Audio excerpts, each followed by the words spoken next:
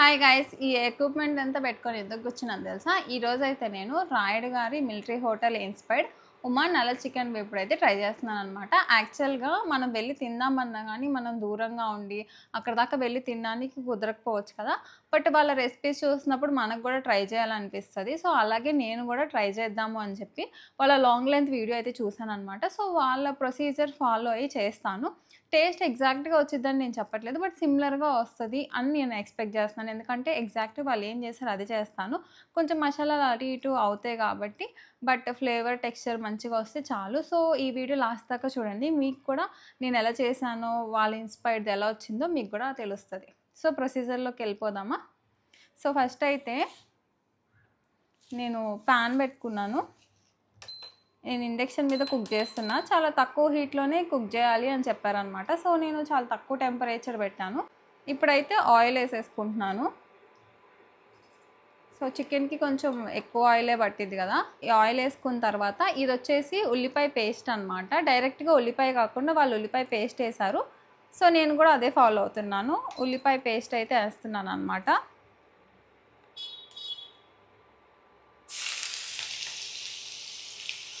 మనం నార్మల్‌గా వాడే ఇంగ్రీడియెంట్సే ఉన్నాయి. బట్ చిన్న చిన్న చేంజెస్ అయితే ఉన్నాయన్నమాట రెసిపీలో. లాస్ట్ దాకా చూడండి, మీకు అంతా క్లియర్‌గా అర్థమైపోయిద్ది. సో, ఫస్ట్ ఈ ఉల్లిపాయలు బాగా ఫ్రై చేసుకుందాం.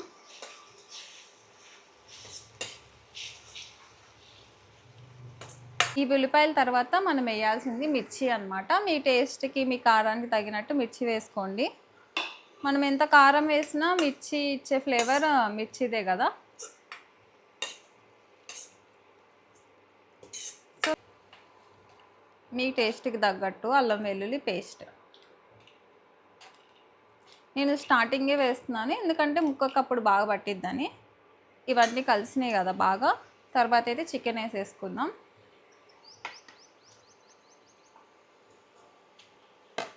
మీరు బోన్‌తో అన్నా, బోన్‌లెస్‌తో అన్నా దేనితో అన్నా చేసుకోవచ్చు. ఇదొక 300 గ్రామ్స్ చికెన్. ఒకసారి ఈ తర్వాత దీంట్లోకి మనం పసుపు అయితే వేసుకుందాం.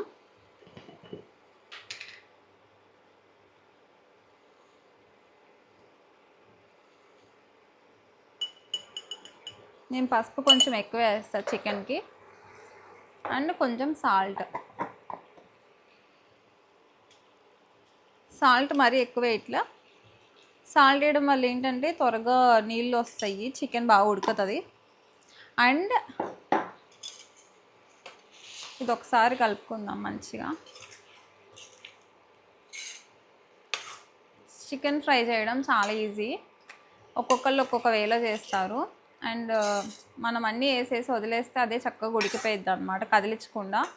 కదిలితేనే పిసిరి పిసిరి అయ్యిద్ది కదిలిస్తేనే. సో, ఇప్పుడు ఇవన్నీ వేసాం కదా, వాటర్ వస్తున్నాయి. తర్వాత మెయిన్ ఇంగ్రీడియంట్ అనమాట వాళ్ళు వేసింది పెరుగు. సో, నేను కూడా కొంచెం కర్డ్ వేస్తున్నా. చూడండి నీళ్ళు ఎలా వస్తున్నాయో. సో, మనం దీన్ని 60% కుక్ చేసుకోవాలన్నమాట. సో, ఇక్కడ నుంచి ప్రొసీజర్ చాలా డిఫరెంట్గా ఉంటుంది, మీరు చూస్తూ ఉండండి. సో, నేనైతే వదిలేస్తున్నాను తక్కువ టెంపరేచర్ పెట్టి. సో, అది కుక్ అవుతుంది.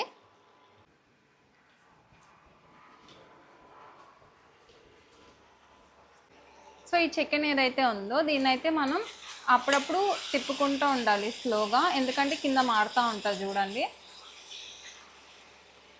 సో, మనం ఇంకా స్లో ఫ్లేమ్ పెట్టుకొని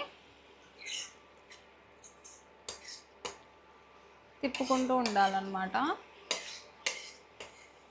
కింద. ఎందుకంటే మనం అన్ని పేస్ట్లే వేసాం కదా, ఆనియన్ పేస్ట్ ఇవన్నీ. సో, ఇవేంటంటే అంటుకుపోతూ ఉంటాయి. నేనైతే ఐరన్ పాన్ యూజ్ చేస్తున్నాను గైస్. ఇలాంటి ఐరన్ పాన్స్ చాలా బాగుంటాయి చికెన్కి. అండ్ స్లో కుకింగ్కి చాలా మంచిగా ఉంటాయి. మీకు ఈ ఐరన్ పాన్ కావాలంటే లింక్ కింద ఇస్తాను, ఒకసారి చెక్ చేయండి. సో, చూడండి ఇట్లా వాటర్ అయితే ఎక్స్ట్రాక్ట్ అవుతాయి అన్నమాట. సో, దీనివల్ల ఏంటంటే చికెన్ ఆల్రెడీ కుక్ అయిపోతుంది. అండ్ చికెన్ మొత్తం కుక్ అవ్వకూడదు, ఒక 60% కుక్ అయితే చాలన్నమాట. సో మీకు కనుక ఇట్లా వాటర్ ఎక్స్ట్రాక్ట్ అవ్వట్లేదు అంటే కొంచెం వాటర్ వేసుకోండి. అప్పుడు గ్రేవీలో నుంచి వాటర్, చికెన్లో నుంచి వాటర్ వస్తుంది అనమాట. సో ఈ వాటర్ అనేది చాలా ఇంపార్టెంట్. మనకి కింద గ్రేవీ అయితే ఉండాలి, అది మెయిన్. చికెన్ అయితే మనకి ఇప్పుడు 50 to 60% అయితే కుక్ అయిపోయిందండి. మనకి టెక్స్చర్ ఇదంతా చూస్తే అర్థమైపోతుంది చూడండి, గట్టిగా అయిపోయి. సో ఇప్పుడు ఏంటంటే ఇది మెయిన్ స్టెప్ అనమాట, ఇది అస్సలు మిస్ అవ్వకండి. సో ఈ చికెన్ అంతా మనం వాటర్ లేకుండా ఒక ప్లేట్లోకి అయితే తీసుకోవాలన్నమాట. ఇప్పుడు నేను తగ్గించేస్తున్నాను ఎందుకంటే మళ్ళీ వాటర్ ఇంకిపోతాయి కాబట్టి. ఆఫ్ చేసేసుకొని ఈ చికెన్ ఏదైతే ఉందో ఇది మనం ఒక ప్లేట్లోకి అయితే సపరేట్ చేసుకుందాం. చూడండి, ఓన్లీ చికెన్, ఆ వాటర్ అనేది అసలు రావద్దు. సో ఇప్పుడు నేను చికెన్ తీసేసాను కదా, మీరు కనుక చూస్తే ఇంకా నాకు బాండీలో పేస్ట్ అయితే ఉంది.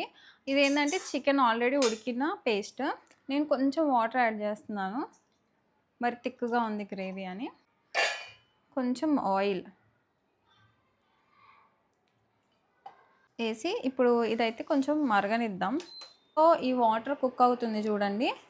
ఇప్పుడు దీంట్లోకి చిల్లీ పౌడర్, మీకు నచ్చిన చిల్లీ పౌడర్ మీకు నచ్చినంత.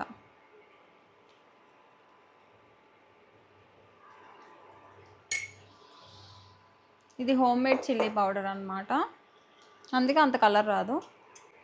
సో ఈ చిల్లీ పౌడర్ వేసి ఒకసారి కలుపుదాం మంచిగా. అండ్ ఇప్పుడు ఇదే వాటర్లోకి మనం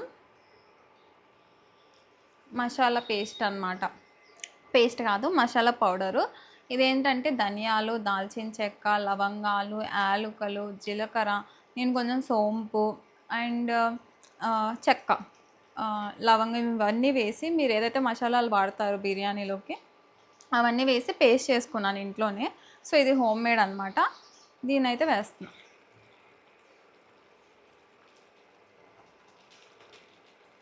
టేస్ట్ అంతా కూడా ఈ మసాలాల వల్లే వస్తుందండి.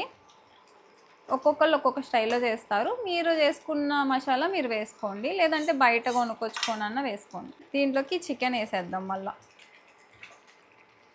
ఇంక ఇప్పటి నుంచి నిదానంగా మనం కలుపుకోవాలన్నమాట, అది దగ్గరికి అయ్యేదాకా. సో ఇప్పుడు దాకా ఉన్న చికెన్ కలర్ కను ఇప్పటి నుంచి వచ్చే చికెన్ కలర్ చాలా మారిపోయిద్దండి. ఇది దగ్గర పడేదాకా మనం కలుపుకుంటూ ఉండాలి. ఇది మాత్రం కంటిన్యూస్గా కలుపుకుంటూనే ఉండాలండి. సో చూడండి దగ్గరికి పడుతుంది కదా. ఇప్పుడైతే కొంచెం కరివేపాకు, కొంచెం సాల్ట్ అయితే యాడ్ చేస్తున్నా. ఇప్పుడు అంతా అయిపోయింది, నేనైతే స్టవ్ ఆఫ్ చేసేసాను. కొంచెం కొత్తిమీర అయితే యాడ్ చేస్తున్నాను. ఈ వేడికే కొత్తిమీర అనేది కలిసిపోయిద్ది అనమాట. సో ఫైనల్గా చూడండి అసలు ఎంత కలర్ఫుల్గా వచ్చిందో, చాలా అంటే చాలా బాగుంది. గ్రేవీ కూడా చాలా వచ్చింది మనకి. ఇప్పుడైతే టేస్టింగ్ టైం. సో చూడండి బ్లాక్గా అయిపోయింది అండ్ నాకైతే అసలు రెస్టారెంట్ స్టైల్ లాగే అనిపిస్తుంది చూస్తుంటే. ఇది వచ్చేసి ఫ్లేవర్డ్ రైస్ అనమాట. ఎగ్జాక్ట్గా వాళ్ళలాగే వండానా లేదా అన్నది మాత్రం నేను అక్కడికి వెళ్ళి టేస్ట్ చేస్తేనే చెప్పగలను, బట్ ఇన్స్పిరేషనల్గా చేసింది ఎలా వచ్చిందో చెప్తాను. మనం బయట కనుక బగారా రైస్, చికెన్ ఫ్రై తెచ్చుకుంటే ఎట్లా ఉంటుందో సేమ్ అట్లానే ఉందన్నమాట. మీరు కూడా డెఫినెట్గా ట్రై చేయండి, మీకు కూడా నచ్చింది. సో ఈ వీడియో నచ్చితే మాత్రం లైక్ చేయండి, షేర్ చేయండి. బాయ్.